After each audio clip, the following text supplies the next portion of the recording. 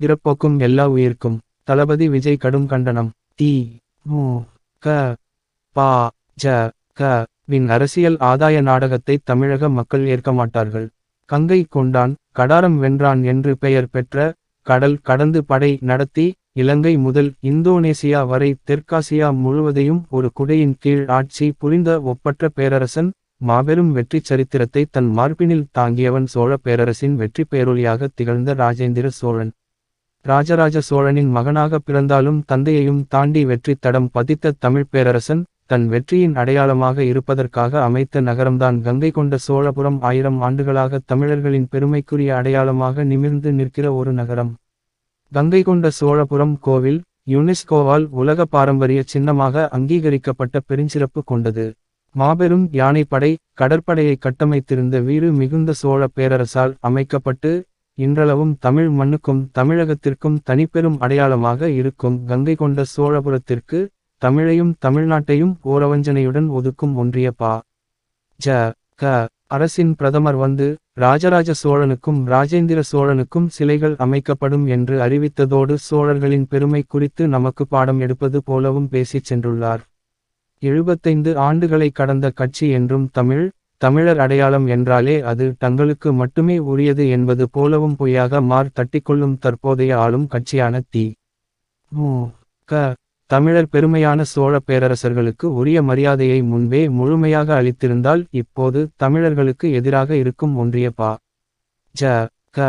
அரசு இதை கையில் எடுத்திருக்காது. இதையெல்லாம் செய்யாமல், ஒன்றிய பிரதமர் வருகை தமிழ்நாட்டுக்கு பெருமை என்று வாஞ்சையாகச் சொல்லிச் சிலாகித்தது இந்த வெற்று விளம்பர மாடல் தி. மு. க. அரசு. சோழ பேரரசின் பெருமையை கொண்டாட வேண்டியது தங்கள் கடமை என்பதை மறந்து, ஒன்றிய பா. ஜ. க. கையில் அடைக்கலம் புகுந்து தமிழகத்தை அடகு வைத்தது போலவே இப்போது தமிழர்களின் பெருமையையும் அடகு வைத்துள்ளது தி. மு. க. அரசு. கீழடியில் கிடைத்த அசைக்க முடியாத ஆதாரங்களை மறைத்து, தமிழர் நாகரிகத்தையும் வரலாற்றையும் மூடி மறைக்க முயலும் ஒன்றிய பா. ஜ. க. அரசு இப்போது இங்கு வந்து சோழர்களின் பெருமை பற்றி பேசி உள்ளது முழுக்க முழுக்க கபட நாடகமன்றி வேறென்ன. ஏற்கனவே அரசியலில் கபட நாடகம் போடுவதையே இயல்பாக கொண்ட தி. மு. க. இப்போது ஒன்றிய பா. ஜ. க.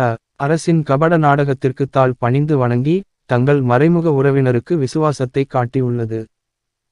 எதிராக இருப்பது போல காட்டிக்கொண்டே, உள்ளுக்குள் மறைமுகமாக இணைந்து ஓர் அரசியல் நாடகத்தினை அரங்கேற்றும் தி. மு. க. வையும் பா. ஜ. க. வையும் ஓரணியில் கபடதாரிகள் என்றுதானே அழைக்க வேண்டும். நாம் இப்படிச் சொல்வது, மறைமுகமாக ஓரணியில் இணைந்து இருக்கும் இவ்விரு கபடதாரிகளுக்கும் மக்களுக்கு தா. வி. க. உண்மையை வெளிச்சம் போட்டு காட்டுகிறதே என்ற வகையில் எரிச்சல் ஏற்படலாம். அதற்கு என்ன செய்ய, உண்மை ஒருநாள் அம்பலமாகத்தானே செய்யும். அரசியலில் தன் 2ஆம் ஆண்டில் பயணிக்கும் தமிழக வெற்றிக் கழகமே, தமிழக வரலாற்று பெருமைகளின் மீது பெரும் அக்கறை கொண்ட பேரியக்கம். சேர, சோழ, பாண்டியர்கள் ஆட்சியின் தொன்ம பெருமைகளை பறைசாற்றும் பிரம்மாண்டமான அருங்காட்சியகம் ஒன்று சென்னையில் அமைக்கப்பட வேண்டும் என்று சென்ற ஆண்டிலேயே தா. வி. க. தீர்மானம் இயற்றியது. ஆனால், பவள விழா கண்ட இந்த தி. மு. க. உ. பா. ஜ. க. முதுகிற்கு பின்னால் பதுங்கிக் கொண்டு பம்முகிறது. கொள்கை கோட்பாடுகளுடன் அறிஞர் அண்ணா ஆரம்பித்த இயக்கம் இன்று அனைத்திலும் சமரசம் செய்து கொண்டு, தமிழுக்கும் தமிழர்களுக்கும் தமிழ்நாட்டிற்கும் எதிராக உள்ள பா. ஜ. க. விடம் சரணடைந்து கிடப்பதுதான் வேடிக்கை. இல்லை இதுதான் தி. மு. க. தலைமை குடும்பத்தின் வாடிக்கை. மறைமுகமாக பா. ஜ. க. வும் தி. மு. க. வும் ஓரணியில் இருக்கும் கபடதாரிகளாக இணைந்து நடத்தும் அரசியல் ஆதாய நாடகத்தை இனியும் தமிழக மக்கள் ஏற்க மாட்டார்கள். இவர்கள் இருவரின் மறைமுகமான கபட நாடக அரசியலுக்கான தக்க பதிலடியை 2026 தேர்தலில் தமிழக மக்கள் உறுதியாக தருவார்கள் என்பதை தெரிவித்துக் கொள்கிறேன்.